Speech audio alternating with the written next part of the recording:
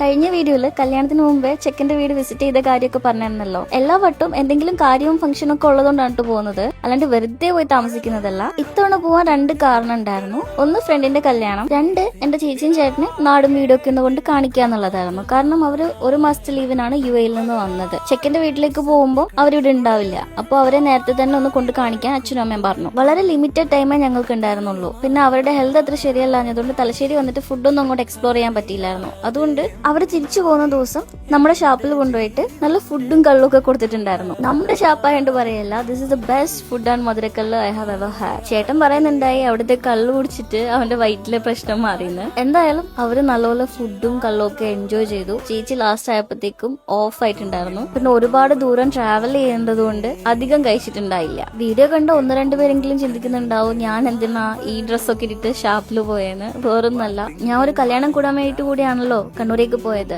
അപ്പം അവിടുന്ന് പുടവ കൊടുക്കാൻ പോവാൻ എന്നെ ക്ഷണിച്ചിട്ടുണ്ടായിരുന്നു. ചേച്ചിയും ചേട്ടനും വന്ന സമയം നല്ല തിരക്കുള്ളതായതുകൊണ്ട് എനിക്ക് അവരോട് അത്രയ്ക്ക് ടൈം സ്പെൻഡ് ചെയ്യാൻ പറ്റിയിട്ടുണ്ടായില്ല. അതിന്റെ ചെറിയൊരു സങ്കടം അല്ല, നല്ല സങ്കടം ഉണ്ട്. പക്ഷെ കല്യാണം കൂടാതിരിക്കാൻ പറ്റില്ല. അപ്പൊ കല്യാണ വിശേഷമായിട്ട് നെക്സ്റ്റ് വീഡിയോയിൽ കാണാം. See you soon as always. Bye bye.